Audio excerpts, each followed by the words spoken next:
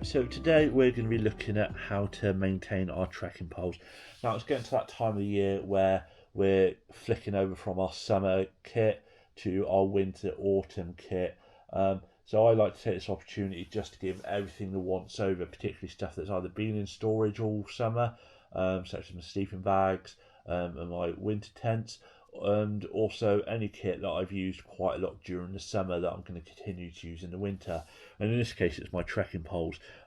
These are the OEX X Light carbon poles, and I like them because they're lightweight. They pack down really small, and even if I'm not using them, I still generally carry them because they've got a multitude of uses, so they're always handy to have.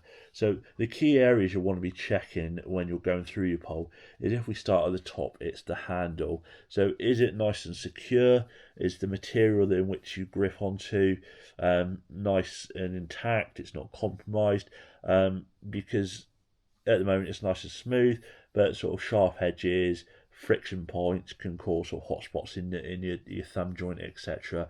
And then just as we're up here, just looking at the strap, obviously the straps are an important part of the handle because it locks it in onto your hand.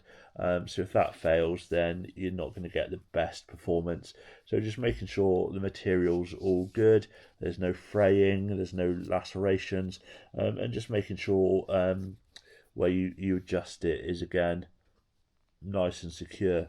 So once I'm happy with the handle, and I am with this one, because as you can see it's all squared away, it's just then about checking the actual pole itself, making sure it's not compromised, there are no crinkles or dents, no splits, anything that could cause sort of a catastrophic failure when using. And then as you're coming down, as you know, you've got sort of a couple of adjustment points, just making sure that the screws are nicely sort of intact and working.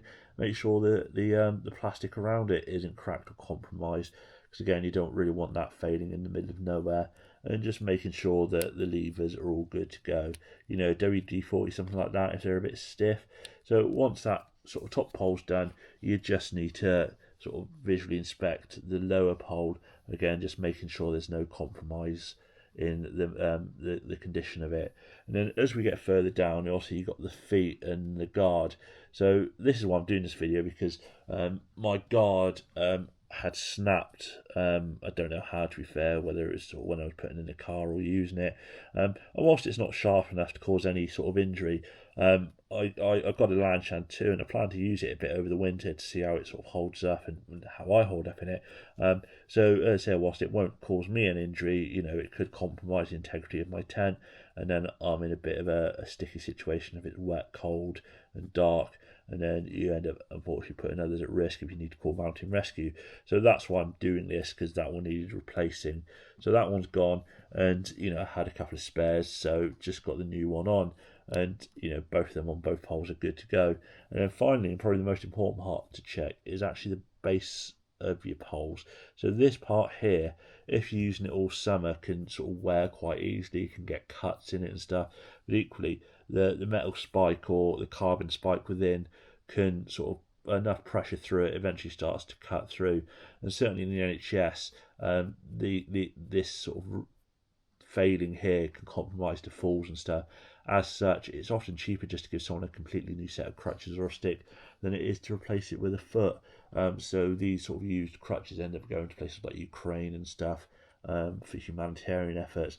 So as I said, if you're using your sticks a lot, always keep an eye on these and check them before and after you've gone. So, you know, both new feet on both poles, because these have seen a fair bit of use. I did this one beforehand. I was just sort of thought I'd record as I'm doing this one.